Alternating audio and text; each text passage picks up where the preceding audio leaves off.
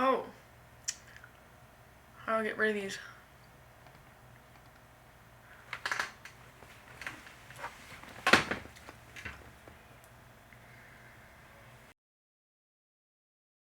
Howdy.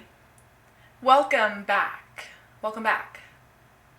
I'm here in Denver, Colorado, and that's why it looks like this in the background.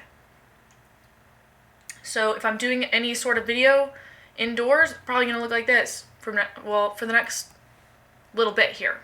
I just got back from seeing Shang-Chi and the Legend of the Ten Rings. I'm gonna do a review on the movie now without spoiling it. I'm gonna do a pretty much spoiler-free Shang-Chi review. I literally just got back from the theaters 10 minutes ago, and whew, I really like the movie. Before we get started though, I'm wearing a Timeless Guy hoodie. I'm wearing my own merch right now, okay? Timeless Guy. It's comfy, it's sleek, it's classic, it's timeless. It's timeless. They come in every color. Get up in there. There's gonna be a link below. Get a Timeless Guy hoodie. Get you some merch. You won't regret it. Winter's coming. Anyways, full disclosure, I haven't read the comics, so I'm not speaking from, a vast well of knowledge on Shang-Chi, and I'm not like some Marvel expert. I'm definitely a fan. I would consider myself a fan. So please don't come for me if I don't know as much as you know. I'm just giving my review on the movie and how I feel about it. Okay?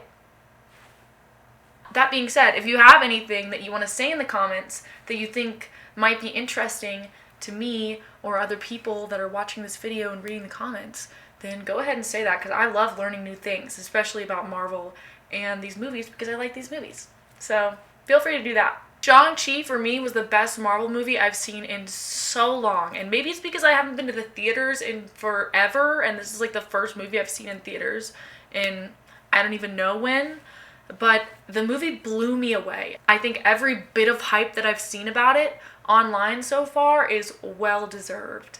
All the characters were extremely textured and well-rounded, which is something that Marvel is always really good at, but it's just never not shocking to me. So the movie is surrounding a guy named Sean, or Shang-Chi. And I'm not going to spoil anything, okay, I promise. I need to get the names out there. Otherwise I won't be able to express myself. In the beginning of the movie, it shows how Sean, or Shang-Chi's mother and father, met. I was really impressed with the way that they designed both the mother and father's characters, but especially the way that they were in contrast with one another. And specifically the mother's character I was really impressed with. Usually in these superhero movies, it's really easy to just like slap on kind of masculine energy onto these female characters or roles, like superhero roles, and that's like totally cool. But I loved how they kept the mother's feminine energy and soft energy while allowing her to still be extremely powerful and strong.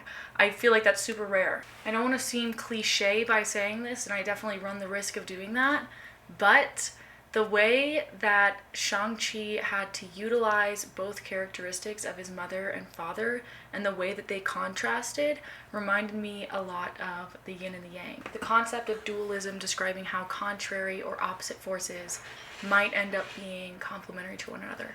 The movie takes place in modern day San Francisco, but it so quickly gets into shit. Like, it's so fast to just go crazy. With the fighting scenes, which by the way are so insanely beautiful. Like, I forgot why it's called martial arts, and then I remembered that it's an art form, and that's why it's arts. So like I said, it takes place in modern day San Francisco with Sean and his best friend Katie, who is so funny. She's definitely the comic relief of the movie. They go to this city, this ancient mystical city, Ta Lo, that his mother's from, and it's probably visually my favorite place that anyone's ever been in the MCU. If I could go anywhere in the MCU, I would go to Ta Lo, baby. Take me down to Ta Lo. I want to swim with the dragons. So I don't really know if I can say much more now that, like, I don't want to make this a spoiler video, so I'm not going to say much more. I'll say this. Both Wong from Doctor Strange and Abomination from The Incredible Hulk are in the movie at one point, and you want to stick around for the end scene to see more context to why they're in the movie. But it's not too much. It's definitely not overbearing. They're not like shoving them down our throats. They're just peppered in there, and I really liked that. And I do expect to see more of Shang-Chi and even Katie, and maybe even his sister, to come, like in other Marvel movies. I would definitely recommend seeing this movie. And I think that's all I'm going to say about it for now. But I give it a full-on 5 stars. I don't think there's very little that I have to say negative about this. I can't think of anything. So I guess that's my short little no spoiler review. If you've seen the movie, let me know what you think in the comments below, and thanks for watching always.